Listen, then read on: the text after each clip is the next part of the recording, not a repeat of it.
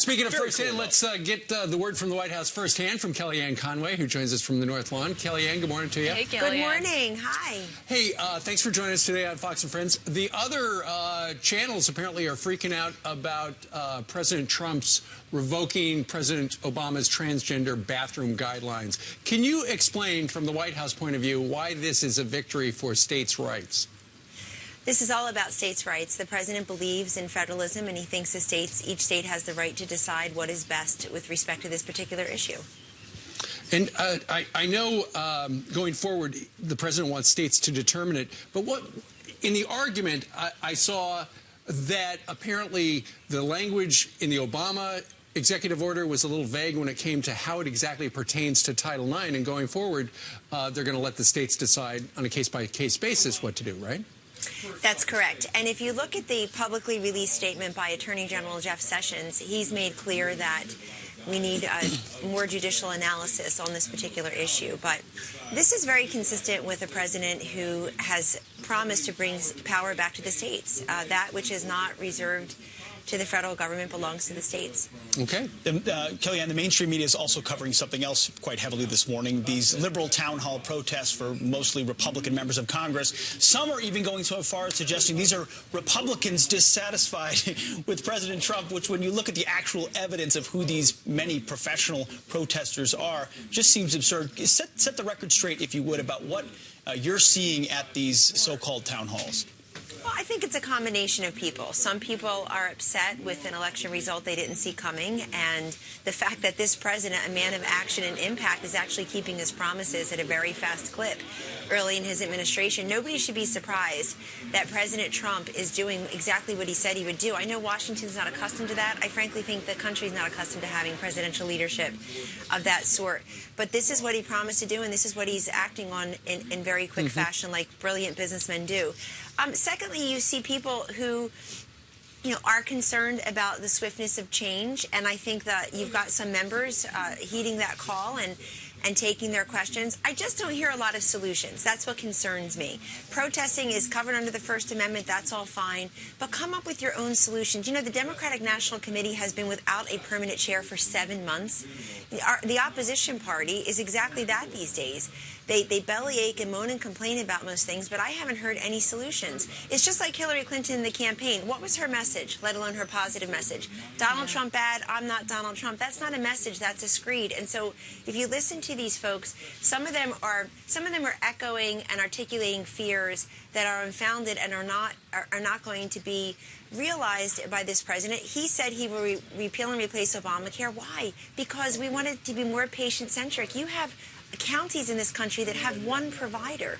You have people who have said you have had insurers pulling out of the market, saying that Obamacare is a, quote, death spiral. We've got to do better. We've got to get people covered who aren't. And we certainly are going to have middle-class tax relief. I mean, this president is doing things to boost wages, to open up these pipelines, to create jobs, to renegotiate trade deals, to have a sovereign country with borders, and so that we have respect for borders the way that we're helping to respect and fund other people's borders. Well, and also let the lawmakers go out and speak and let their constituents hear what they have to say, most importantly. I want to get your thoughts on something else. The media also reporting about you, Kellyanne, that you have been sidelined by the Trump team. What's your response this morning?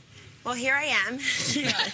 You were on TV last night. How sidelined is that? I was on TV last night. I'm offered to go on TV often. I think a few things. First of all, I think the questions for me are different than for some other people here. I don't know why I would have to explain myself, but okay, I will. I spent the last several days with 4 kids looking at schools and homes in D.C., and I actually think now that we're in the White House, I've said this for many months before these silly, specious articles with people close to the White House, former campaign officials, whatever that means. Yeah, where do those come from? Well, where do those I don't know. Come from? I think it's a build you up to tear you down kind of town, and that's all right. Look, I'm focused on why we're here. I'm focused on the president's agenda, what he has entrusted all of us on his senior team to do for him and for this nation. We're playing long ball here. He'll be here for 8 years, and we recognize that there will be people who will be trying to throw, crocodiles in our way. But look, all that aside, I do feel, that there's a different set of questions for me. But now that he's president, he is his own best messenger. the message of the day and what needs to be communicated and connected directly with the American people comes mostly from President Donald Trump. I have said for months that I wanted to reduce my TV exposure, my press portfolio, and mostly because I just think he's his own best messenger. He had a press conference last week, 77 minutes, 17 questions. 2 days later, he had a rally in Florida.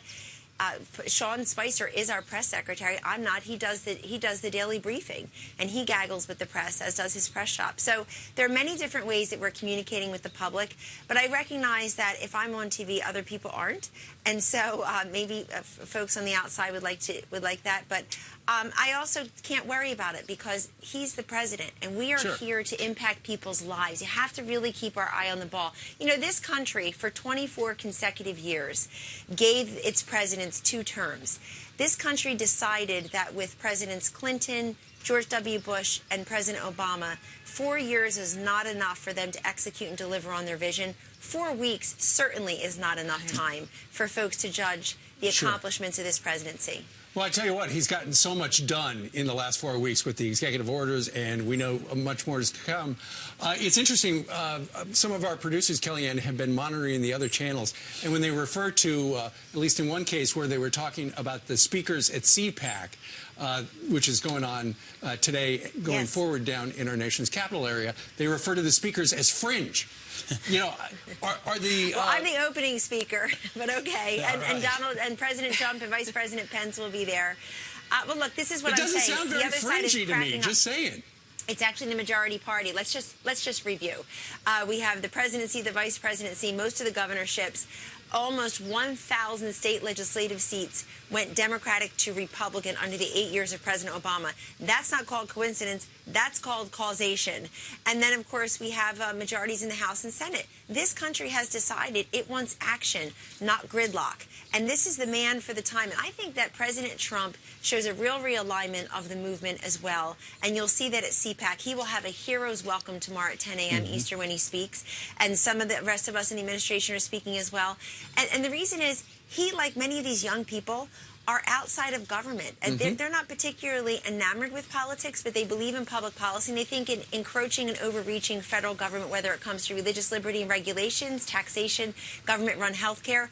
They want somebody in leadership who's going to stop this encroachment and overreach of the federal government. Secondly, Donald Trump is not a legacy politician. He's not a Bush or a Clinton. He's his own new type of non-politician leader. That's very much in keeping with what many of these young conservative and libertarian members of CPAC believe in themselves. They're not really institutional. They're not about the establishment and the elites. So he really is a man for this time.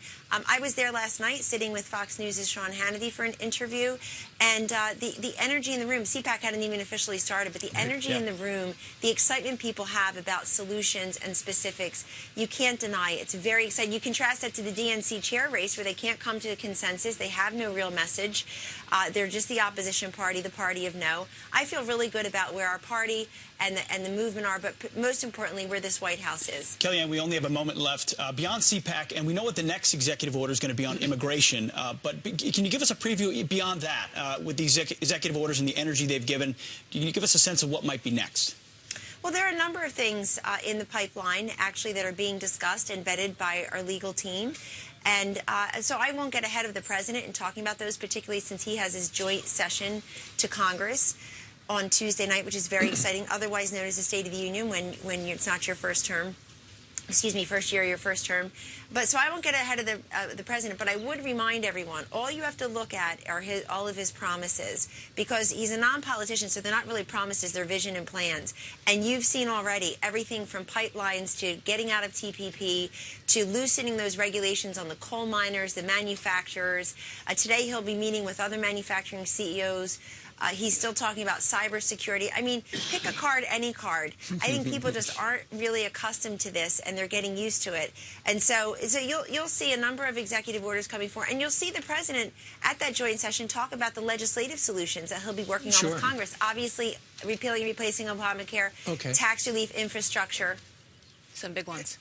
All big, and we'll be looking forward to that. Plus, Kellyanne, you didn't mention there's going to be a joint session of Fox and Friends in the East Room of the White House. Monday afternoon, we're going to interview the President of the United States, and we're inviting our viewers, if they've got a question for your boss, the President of the United States, to email us, friends@foxnews.com. That's fantastic. We look forward to that. Thank you. Kellyanne, good to see you this morning. Take Thanks for care. joining us. Bye-bye.